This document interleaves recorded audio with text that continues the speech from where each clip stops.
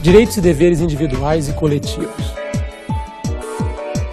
Os termos direitos individuais e direitos humanos são utilizados quase como sinônimos, sendo que os direitos humanos constam dos tratados e convenções internacionais, no plano internacional, enquanto que os direitos fundamentais, em regra, constam das constituições de cada país, estão ligados ao plano interno.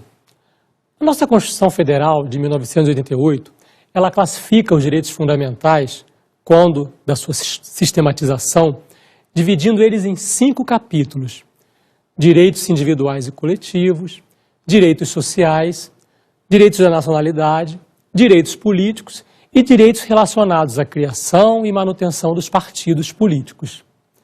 Já a doutrina, quando a gente fala em doutrina, estamos falando dos estudiosos do direito constitucional, dos constitucionalistas, costuma classificar os direitos fundamentais em direitos de primeira geração, ou primeira dimensão também, pode ser utilizado dessa forma, direitos de segunda geração ou dimensão, e direitos de terceira geração ou terceira dimensão. Os direitos de primeira geração visam dar ao homem o direito à liberdade na vida civil e política do Estado. São direitos e garantias individuais clássicos, os direitos civis e políticos. Eles vieram para proteger o cidadão frente ao próprio Estado. Vamos dar um exemplo. Imaginemos o governo francês sob a égide de Luís XIV, marcado pelo absolutismo, dizia até uma frase famosa: l'état c'est moi, o Estado sou eu. Confundia sua figura com a do próprio Estado.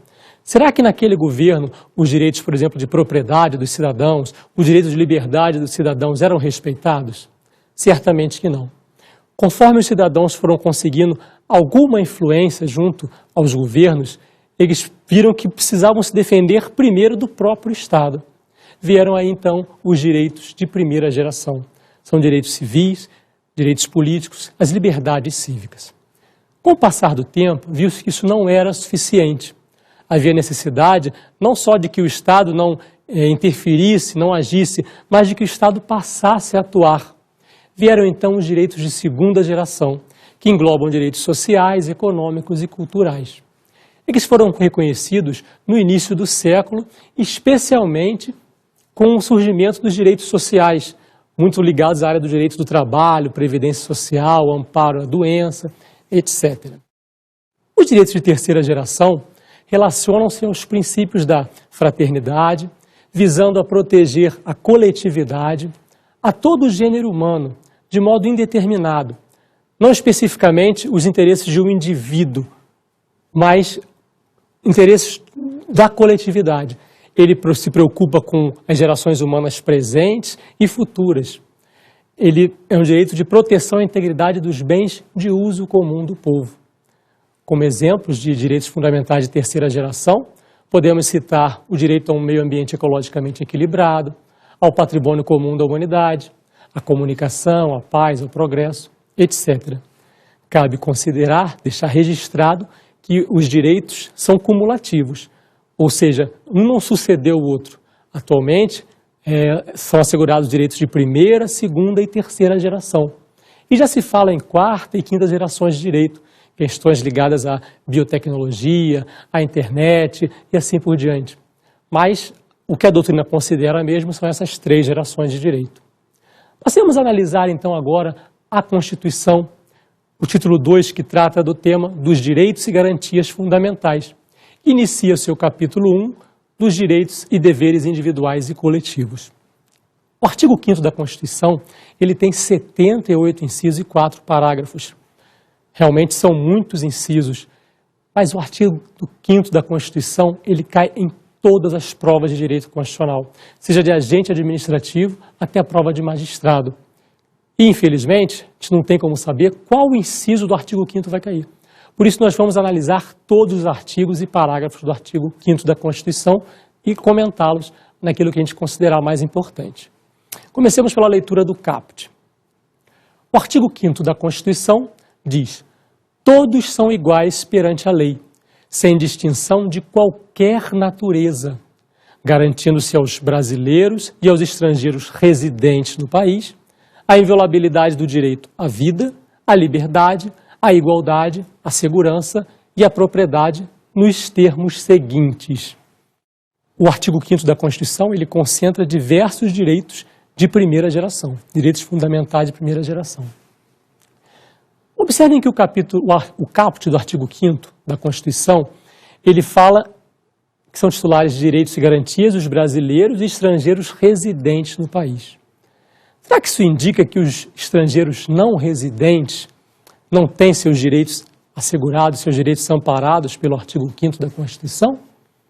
Será que eles não são titulares de quaisquer direitos e garantias fundamentais? Claro que não. Um país que tem por princípio, por fundamento, a dignidade da pessoa humana, não pode negar aos estrangeiros não residentes princípios fundamentais como o direito à vida, à segurança, à propriedade e assim por diante. Então é óbvio que os estrangeiros não residentes também estão protegidos por diversos direitos fundamentais previstos na Constituição. Há que se ressaltar que alguns direitos são assegurados aos brasileiros, ou até mesmo aos brasileiros natos. Mas o estrangeiro e também o estrangeiro não residente também está protegido por uma série de direitos fundamentais. Vamos falar agora dos princípios, manifestação do pensamento, direito de resposta e religião. Vamos começar pela leitura dos primeiros 3 incisos do artigo 5º. O inciso 1 diz o seguinte: homens e mulheres são iguais em direitos e obrigações nos termos desta Constituição. O inciso 2, ninguém será obrigado a fazer ou deixar de fazer alguma coisa senão em virtude de lei. E inciso 3, ninguém será submetido a tortura, nem a tratamento desumano ou degradante. Entendo ter sido desnecessário o disposto no inciso 1 do artigo 5º. O caput que nós lemos já havia falado que todos são iguais e havia assegurado a igualdade. Além disso, a dignidade da pessoa humana, que nós tanto comentamos aqui, é um fundamento da República Federativa do Brasil. E um tratamento discriminatório, sem dúvidas, iria ferir tal fundamento. Mas em função da nossa realidade discriminatória em relação à mulher, o legislador constituinte originário preferiu pecar pelo excesso. Então ele quis frisar ali no inciso 1 que é vedado qualquer tipo de discriminação em função do sexo. O princípio da legalidade visa garantir que só por meio das normas devidamente elaboradas, conforme as regras do processo legislativo constitucional, podem se criar obrigações para o indivíduo, pois essa é uma expressão da vontade geral. Não há como se impor obrigações se não for por meio de uma lei. O inciso 3 diz então, ninguém será submetido a tortura, nem a tratamento desumano ou degradante. Já falamos que, mais de uma vez, que a República Federativa do Brasil tem por fundamento a dignidade da pessoa humana. Como conciliar a dignidade da pessoa humana com a tortura, com um tratamento degradante? Então é inadmissível, por exemplo, algumas práticas de determinadas polícias do nosso país de torturar para obter informações. O legislador constituinte, ele muitas vezes foi perseguido político, ele passou por tortura, ele passou por tratamento desumano ou degradante. Então, ele fez com que isso ficasse registrado na Constituição.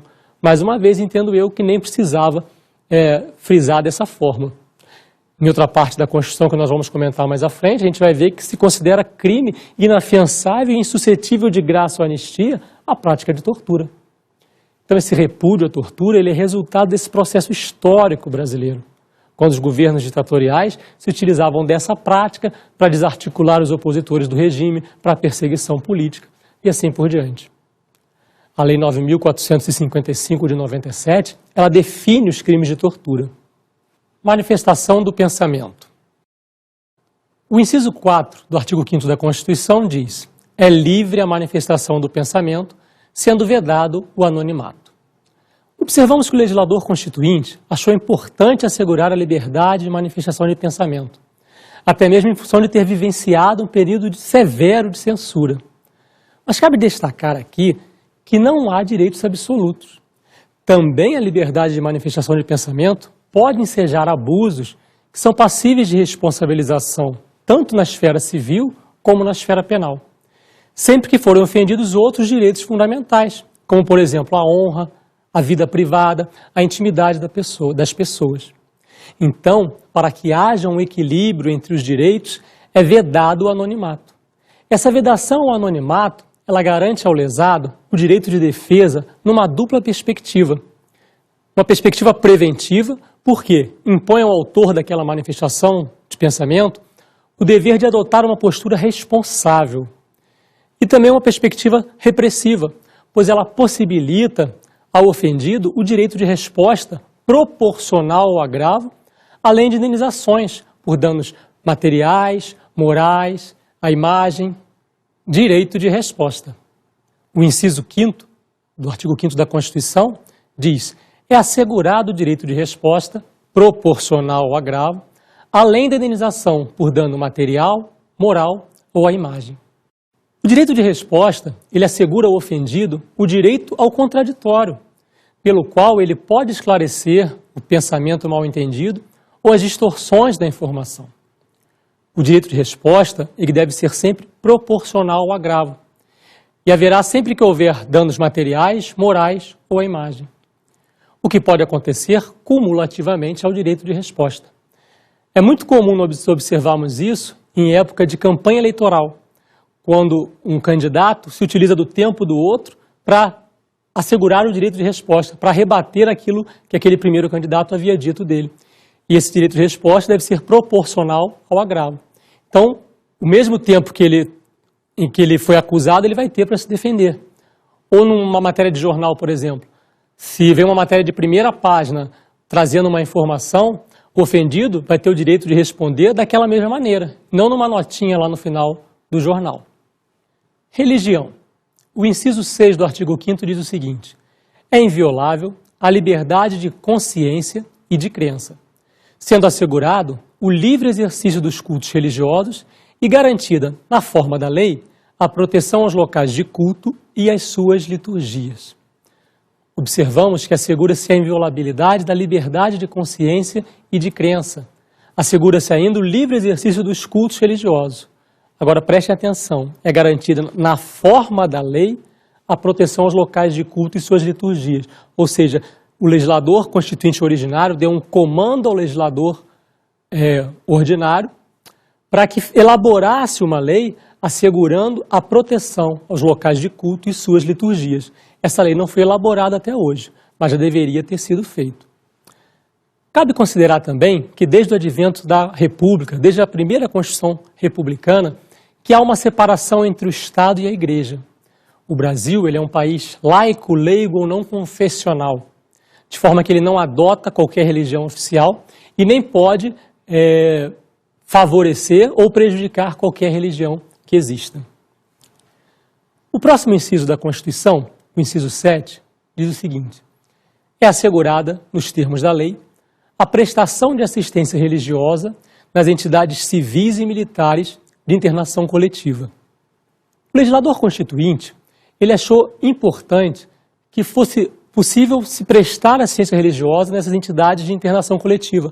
Quem pode negar que é bom que num presídio, numa unidade prisional, haja essa prestação de serviços religiosos, que se fale sobre solidariedade, amor ao próximo, colaboração, independente de qual religião seja.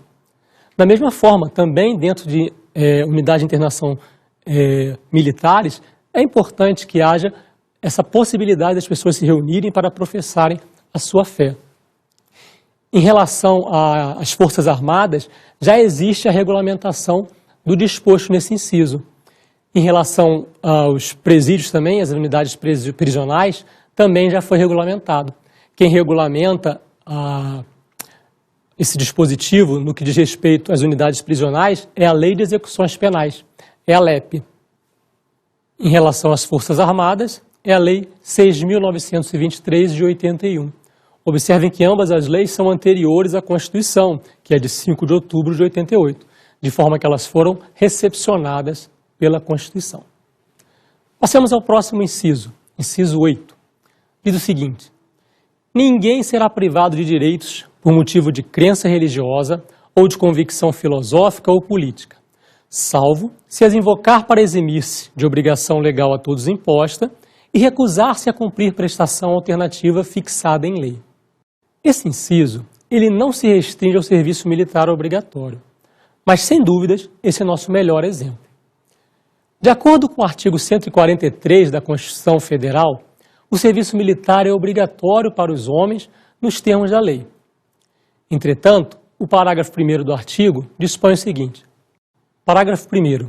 Às Forças Armadas compete, na forma da lei, atribuir serviço alternativo aos que, em tempo de paz, após alistado, alegarem imperativo de consciência, entendendo-se como tal o decorrente de crença religiosa e de convicção filosófica ou política, para se eximirem de atividade de caráter essencialmente militar.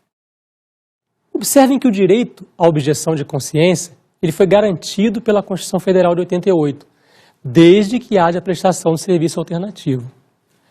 O serviço alternativo ele já foi até regulamentado pela Lei 8.239 de 91. Porém, na prática, ele não foi efetivado pelas Forças Armadas e nem ao mesmo isso é noticiado. Dificilmente as pessoas têm conhecimento disso. De forma que muitos jovens que querem objetar a consciência, querem se utilizar do imperativo de consciência ou escusa de consciência, não conseguem efetivamente prestar o serviço alternativo.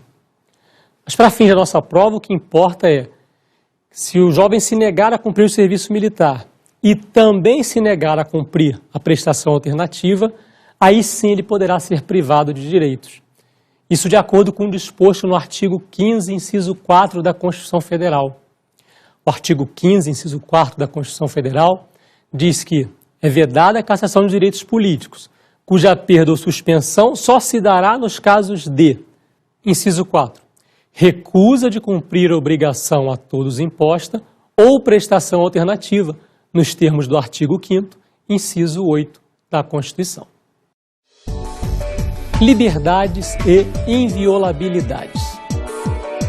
O inciso 9 do artigo 5º da Constituição dispõe: é livre a expressão da atividade intelectual, artística, científica e de comunicação, independentemente de censura ou licença.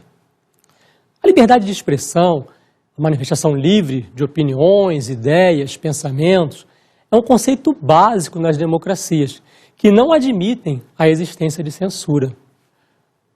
O legislador constituinte originário, ele sofreu muito por viver um período de censura, uma época em que músicas eram censuradas, novelas, filmes, enfim.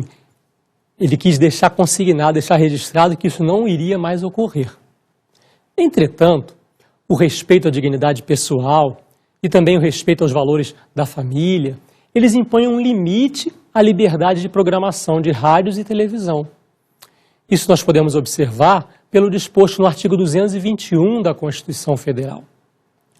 O artigo 221 da Constituição, ele diz o seguinte: a produção e a programação das emissoras de rádio e televisão atenderão aos seguintes princípios. Aí vamos direto para o inciso 4, que é o que nos interessa. Respeito aos valores éticos e sociais da pessoa e da família. Então nós observamos que o ser humano ele não pode ser exposto à mera curiosidade de terceiros, nem ser apresentado como instrumento de divertimento alheio, nem podem ser veiculadas programações que agridam a família, que agridam os princípios adotados pela Constituição. Em casos assim, não será legítimo o exercício da liberdade de expressão. Vai haver uma ponderação de princípios e, no caso concreto, vai se verificar o que deve prevalecer: o direito à liberdade de expressão ou o respeito aos valores previstos na própria Constituição. Passemos à leitura do próximo inciso, inciso 10. O inciso 10 diz o seguinte: são invioláveis a intimidade, a vida privada, a honra e a imagem das pessoas, assegurado o direito à indenização pelo dano material ou moral decorrente de sua violação. Esse artigo garante 4 direitos que não podem ser violados.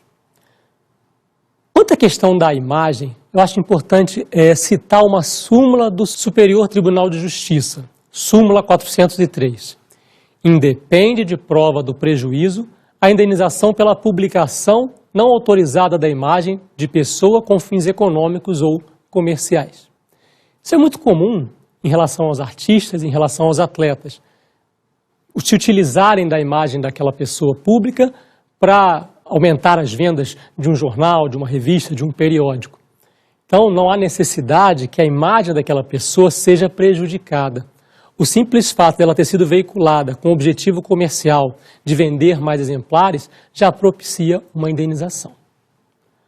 Próximo inciso, um inciso muito importante também do artigo 5º, é o inciso 11, que diz: a casa é asilo inviolável do indivíduo, ninguém nela podendo penetrar sem consentimento do morador, salvo em caso de flagrante delito ou desastre, ou para prestar socorro, ou durante o dia, por determinação judicial.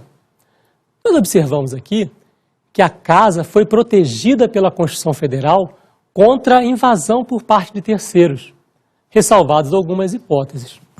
Observem que o consentimento é do morador, não é do proprietário, do morador. Então, só pode se adentrar na casa de um indivíduo com o consentimento do morador, ressalvadas as hipóteses que vamos comentar agora. Quais seriam, então, essas hipóteses? Primeiro, em caso de flagrante delito, por exemplo, a prática de um crime ocorrendo naquele momento, ou desastre, um desabamento, um incêndio, ou para prestar socorro diante de uma enchente, por exemplo. Nessas hipóteses, há permissão constitucional para o ingresso em qualquer hora do dia ou da noite, independentemente de qualquer autorização judicial, ou mesmo de consentimento do morador. A segunda hipótese é por ordem judicial, e nesse caso só é permitido o ingresso durante o dia. Mas o que é dia? Não há um consenso na doutrina do que seja dia, para o texto constitucional. Alguns autores defendem que seja obedecida a regra do Código de Processo Civil, que considera dia o período entre 6 e 20 horas.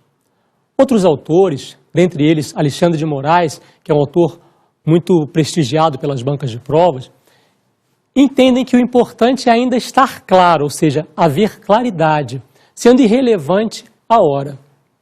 Enfim, um policial ou um oficial de justiça deve tomar cuidado com essas duas questões. Deve respeitar o dia de acordo com o disposto no Código de Processo Civil e também deve agir enquanto houver claridade, porque a Constituição não estabeleceu exatamente o que significa dia. Mais um comentário a respeito da casa é que o conceito de casa utilizado pelo legislador constituinte ele é bastante amplo. Ele abrange não apenas aquela casa onde a pessoa mora com aquele caráter definitivo, a residência fixa, mas ele abrange também outras dependências que não são abertas ao público. Ele alcança o escritório profissional, o consultório médico, a casa de praia. Então é um conceito bastante amplo, o conceito de casa, que nós encontramos no inciso 11 do artigo 5º da Constituição. Constituição Federal, artigo 5º, inciso 12. É inviolável o sigilo da correspondência e das comunicações telegráficas, de dados e das comunicações telefônicas, salvo, no último caso, por ordem judicial, nas hipóteses e na forma que a lei estabelecer para fins de investigação criminal ou instrução processual penal. Pela leitura do inciso 12 do artigo 5º, temos a impressão que a inviolabilidade só poderá ser excepcionada nos casos das comunicações telefônicas, mesmo assim por ordem judicial. Temos a impressão de que as demais inviolabilidades da correspondência, das comunicações telegráficas e de dados seriam absolutas. Mas isso não é verdade. Dois aspectos aqui merecem ser ressaltados. Primeiro, em situações excepcionais, a própria Constituição Federal admite que sejam estabelecidas restrições ao sigilo de correspondência, de comunicação telegráfica e telefônica, como nos casos dos estados de legalidade extraordinária, que são estado de defesa e estado de sítio, que nós encontramos nos artigos 136 e 139 da Constituição. Segundo, o constitucionalismo contemporâneo, ele refuta veementemente a ideia de qualquer liberdade individual absoluta. O STF, inclusive, já se manifestou no sentido de ser possível, respeitados certos parâmetros, a interceptação das correspondências e comunicação telegráficas e de dados, sempre que tais liberdades públicas estiverem sendo utilizadas como instrumento de salvaguarda de práticas ilícitas. No caso das comunicações telefônicas, o próprio texto constitucional já admite expressamente a possibilidade de sua violação mediante interceptação telefônica, desde que após ordem judicial e nas hipóteses e na forma que a lei estabelecer. Para quê? Para fins de investigação criminal ou instrução processual penal.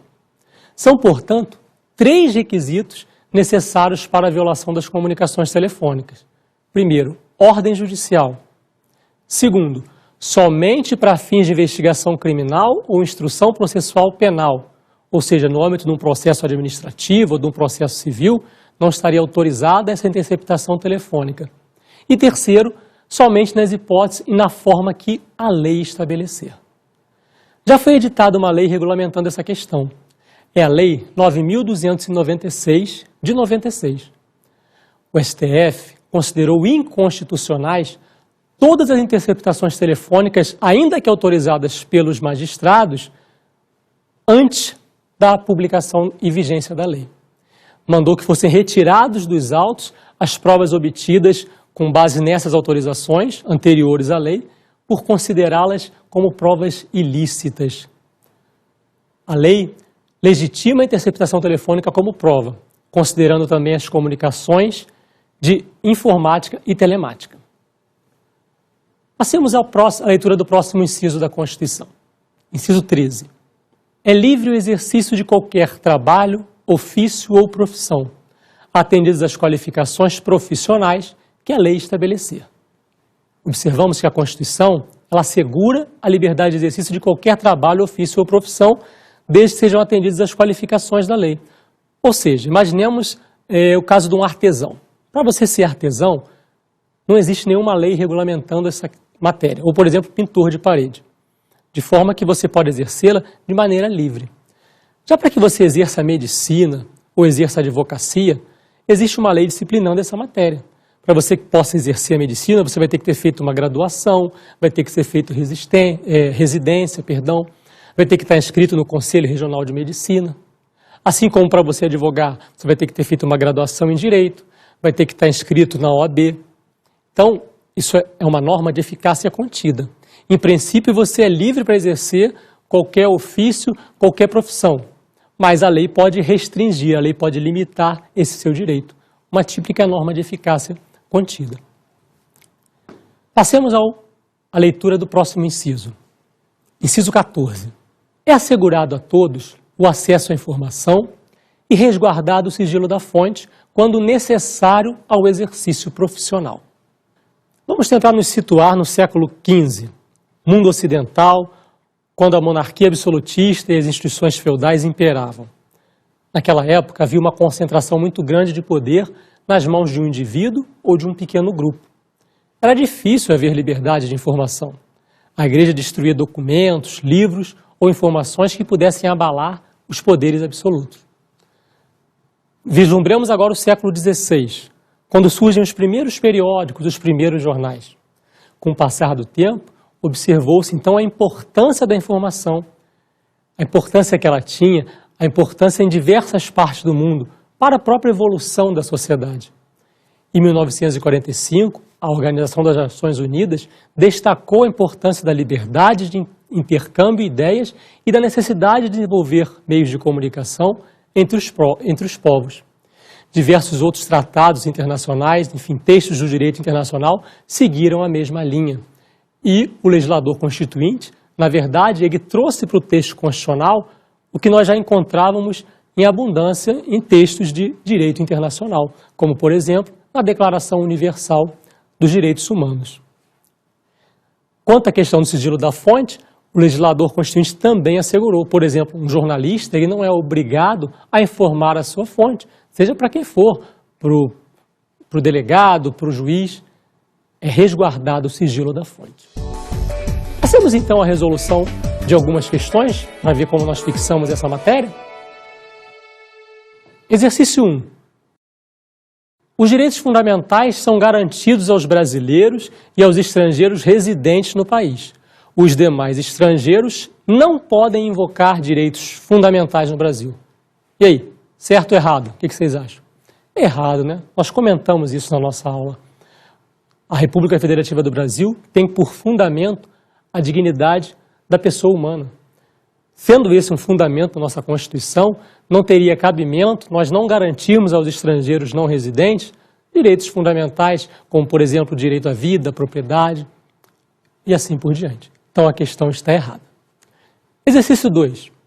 Pode-se afirmar que no direito brasileiro, o direito à vida e à incolumidade física são direitos absolutos, no sentido de que nenhum outro previsto na Constituição pode sobre eles prevalecer, nem mesmo em um caso concreto, isolado. E aí, certo ou errado? Também está errada essa afirmativa, né? Lembra que eu comentei? A doutrina contemporânea, a doutrina moderna do direito constitucional, ela vai totalmente contra a existência de liberdades ou direitos absolutos. Sequer o direito à vida é absoluto. E nós vamos comentar isso mais à frente, pois aqui no Brasil admite-se a pena de morte no caso de guerra declarada. Vamos comentar isso mais à frente. Então, sequer o direito à vida, ele é absoluto. Então, a questão também está errada. Terceira questão. O princípio constitucional da igualdade entre homens e mulheres impede que se confira qualquer direito a pessoas do sexo feminino que não seja extensível também às do sexo masculino. E aí, certo ou errado? Errado, né, gente? A própria Constituição traz situações em que trata de maneira diferente homens e mulheres. A aposentadoria é um exemplo. A mulher se aposenta com menos tempo de contribuição que os homens. Então, a própria Constituição traz distinções.